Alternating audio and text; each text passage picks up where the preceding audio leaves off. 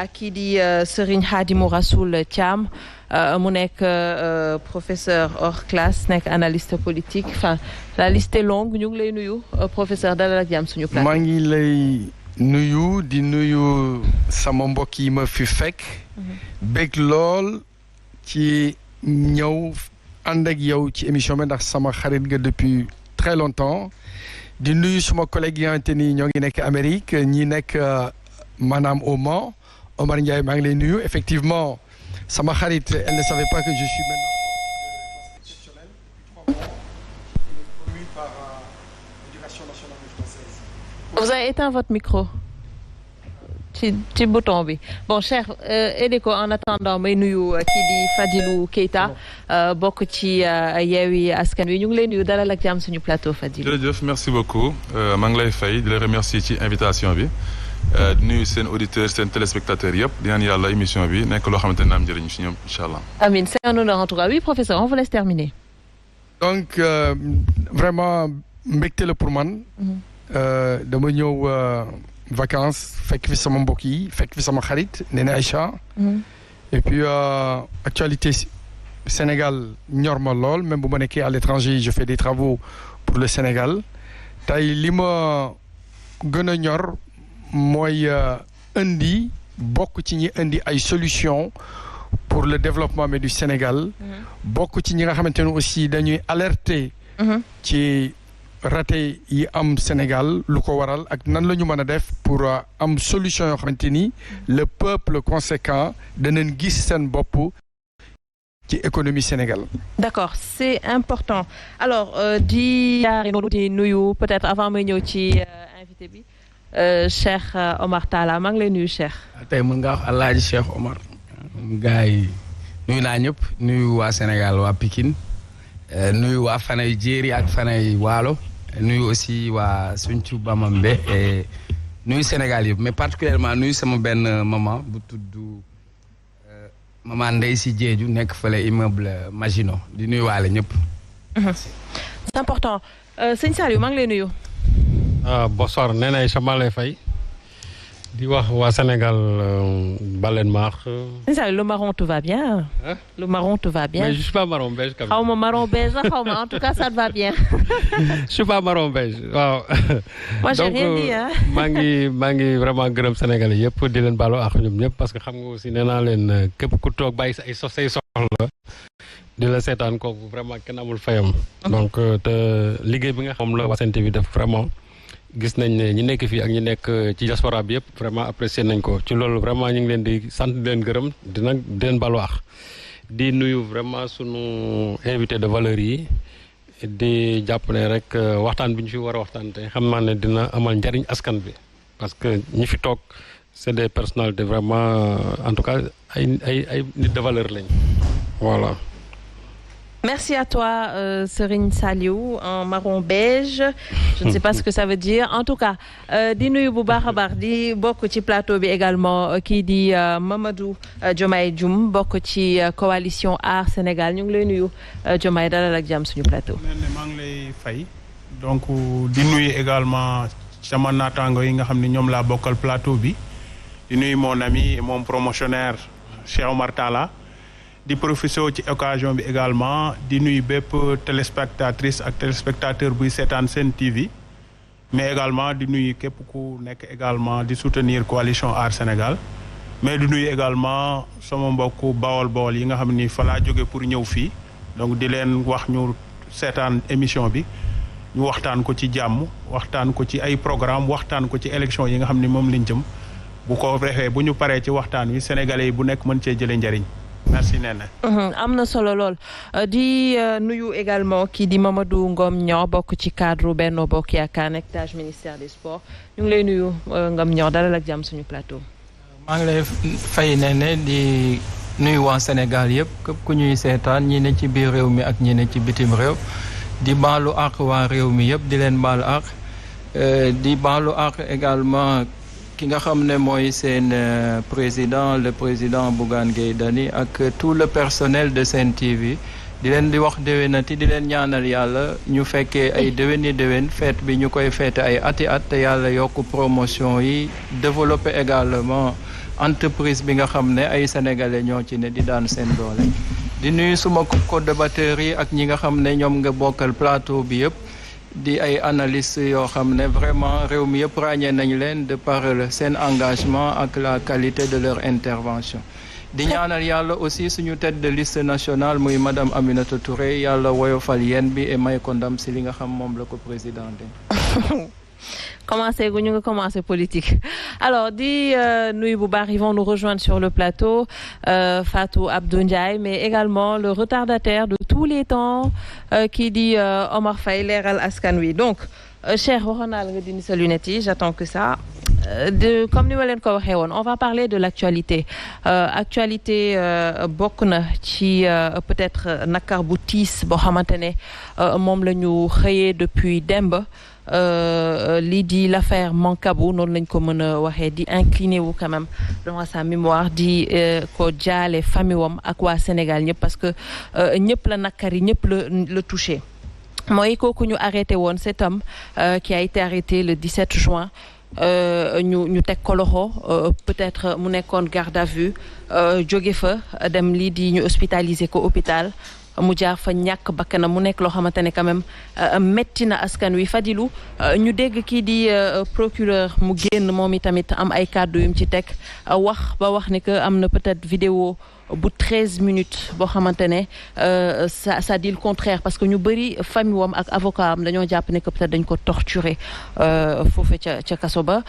moom mu génn wax le contraire ne que y a une vidéo de 13 minutes qui dit le contraire déjà sorti wu procureur boobu naka nga ko gisee.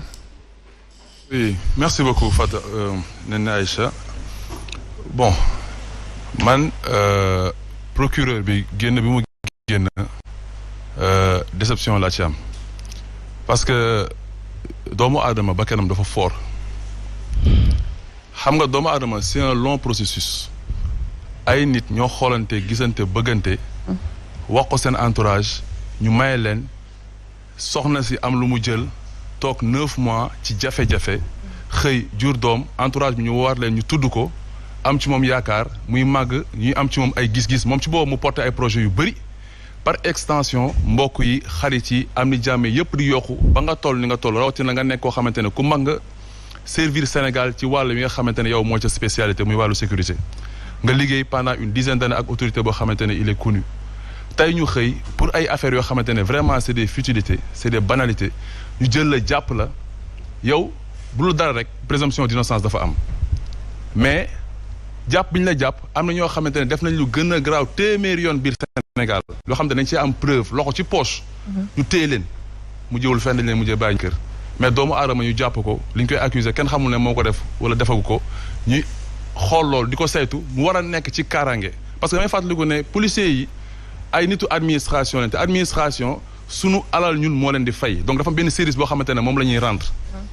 pour lan ñu mën a téye doomu aadama téye ko ci ay conditions yoo xamante ne kenn xamul lan la njabootam di ko bëgg a gis du ko mën a gis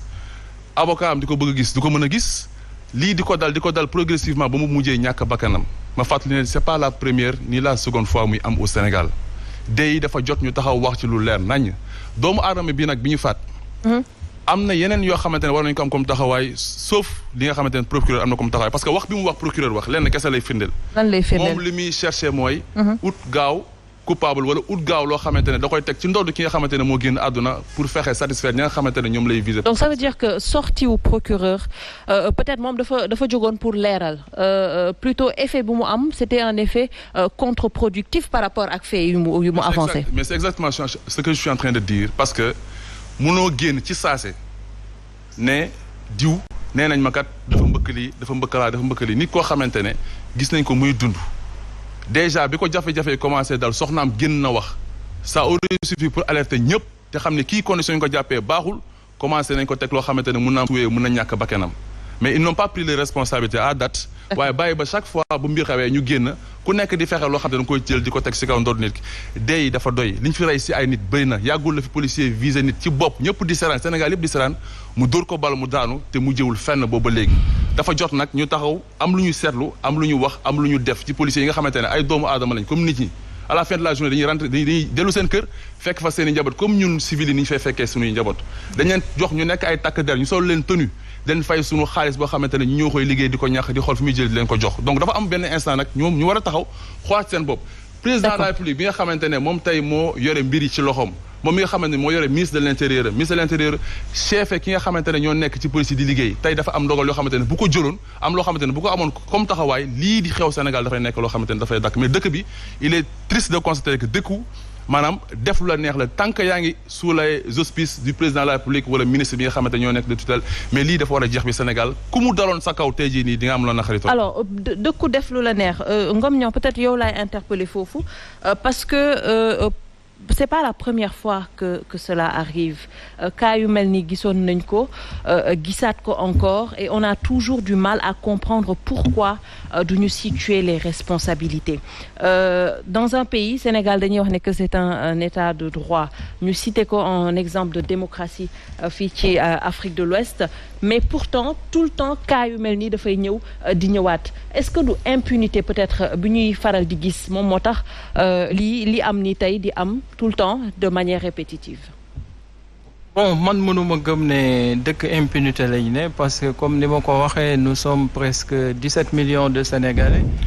et que ku xool Sénégal ni muy doxee quand même di nga xam ne nous sommes war nañ am fierté par rapport ak li nga xam ne mooy xew ci dëkk yi ñuy jege rek jarul ñuy seet fu sori donc mbir bu xewee ci dans la vie d'une nation wala d'une société wala même ci kër mënta ñàkk parce que ñun ñëpp ci kër la ñu jóge balaa ñuy wax état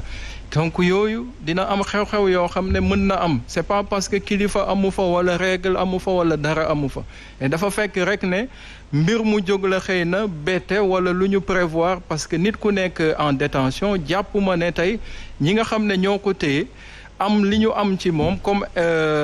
élément parce que moom mii di wax kenn fekk ko këram jàpp ko loolu rek wane na ne état de droit la ñu ne yow kenn fekk la fi nga nekk wax la dara. alors dañ ko teg loxo parce que peut-être dañoo wax ni que participation à un mouvement insurrectionnel ak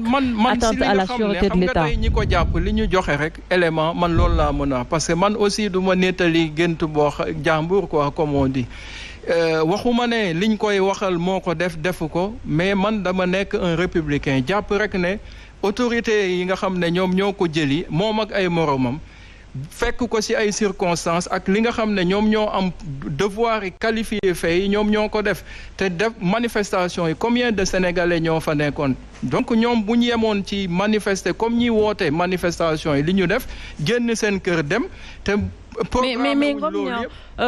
loolu par contre justifié wul le fait que nit ñàkk bakkanam parce que mën nañ la jàpp teg la loxo foofu yegseeguma ko nit ku ñàkk bakkanam moom déjà bon ñun man en tout cas personnellement jullit la te réew mi en majorité musulmane même si c'est un pays laïque am na yoo xam ne tey diine yi fi ne yëpp d'accord nañ ne bu nit génnee àdduna nañ ko waxal lu baax rek man li ma mën a wax ci côté génn àdduna mooy jaale ko d'abord famille am di leen masaw et puis di ñaanal famille bi yàlla aussi teg ci loxo man loolu rek laa ci mën a wax parce que képp ku ne ci ñun rek am nga bés bu mel noonu nit ku la jege bu jógee ci yow rek di nga am lu la métti donc loolu du affaire politique du affaire dara dañuy waxtaan rek en tant que citoyen pour mun a situer les responsabilités pour mun a wax xam ne mbir bu amee aussi booy àtte da ngay xool dans les deux sens parce que loolu aussi dafa bokk ci yar askan tey duñ ko xoolee Sénégal dans les pays démocraties les plus France récemment rek l'affaire du prisonnier bi nga xam ne en région Corse gis nañ ko fi aux États-Unis li nga xam ne di nga toog ñu la koy wax tey ay prisonniers yoo xam ne tey seen sort kenn mënu la ko wax te kii yeggagul sa foofu noonu donc bu benn cas ñëw rek ñu jël lépp dugal ci benn sac tax ñu jël suñu justice di ko saaga wala jàpp ne réew mi yoon amu fi man loolu d'accord ma ci li ma mën a d'accord mooy comme ni ko organisation de société civile yi waxee mooy nañu def la lumière dans cette affaire parce que ne serait-ce que pour sa mémoire et pour sa famille war nañ mën a am lu ñu teg ci kii procureur kilifa la bu génnee am ay éléments yam taxaw waxul dafa expliquer rek ne en tout cas lii firnde ne lii moo ko rey am nañ ci peut-être ay preuves yoo xam ne jox nañu ko enquêteurs yi mais man du ma enquêteur mais justement preuve boobu moo xaw a doy waar peut-être le Sénégalais comprendrewul parce que il parle d'une vidéo de 13 minutes vidéo 13 minutes boo xamante ne ku nekk ci lien ou détention koo xamante ne fa nekk sous surveillance policière 13 minutes ñu toog peut-être di xool kooku di def loo xamante ne mënoon nañ ko arrêter c'est en violation à l'article 49 déjà xam nga ne yow boo demee ba loolu choqué la war na mën a choquer les gardes de pénitentiaire wala même policiers yi nga xam ne loolu seen rôle la quand le procureur parle d'une vidéo waxuñ ne dañoo toog di filmer waa ji xamu leen ndax salle bi mu ne dafa am vidéo ou pas xamu leen lan moo ko filmer duggu leen foofu xamu leen le dispositif bi ñu teg foofu donc les gens aussi il ne faut pas que ñu jàpp ne gis nga nit ku nekk yow da nga jàng journalisme ba génn am ay pexe yu ñu la jàngal boo toogeek nit noo koy laajee ki nga xam ne day garder koo xam ne dafa nekk ci yoon dafa am loo xam ne dispositif ay outils yu muy liggéey mais le procureur n'a pas dit fenn ne nit a toog di ko filmer muy daf ne am nañu preuve bi nag fa appareil bi ne di ko filmer kenn mënu taxaw génne ko il faut que les gens aussi soient honnêtes avec eux-mêmes. non nit kay taxawul di ko filmer loolu ça serait encore plus grave mais ku nekk sous surveillance policière je pense que surveillance ñu waxuñu leneen alors ma ñëw ci professeur peut-être bàyyi la yow tamit nga analyser cas bi. analyser multitude de personnes yoo xamante ne arrivé na leen on se rappelle en 2015 2 personnes ont perdu la vie comme ça en 2017 également mu nekk loo xamante ne c'est récurrent on l'a dit et redit lan la ñu mën a jàpp ci phénomène bi déjà. li ma mën a wax ci problème yooyu au mois de mars 14 morts pas de coupables au Sénégal. Ce qui est une situation gravissime tey fi mu nekk nii man je suis un citoyen sénégalais boo xamante ni bokkuma Benno Bokk Yaakaar bokkuma Yewwi je suis tout simplement un Sénégalais bu nekk à l'étranger di xool sama askan nu ñuy dundee donc ci loolu il y a 2 notions juridiques yoo xamante ni war nañ ci taxaw. La notion de responsabilité et la notion de culpabilité. La responsabilité incombe à l'État du Sénégal. ñoom ñoo war a éclairer askan wi xam ñan ñooy coupable yi. bi nga xamante ni ci ngeen ma poser question muy suñu mbokk mi fi jógee il y a quelques jours. tey 13 minutes ak nuñ ko mën a filmer c'est gravissime dans la mesure où bu fekkee ni teg nañu ay caméra dans une prison war na am ay nit yoo xamante ni à temps réel dañuy surveiller lu am ci biir prison bi donc fi mu nekk nii le procureur de la République pour man c'est indécent di commencer di wax ni am na vidéo 13 minutes boo xamante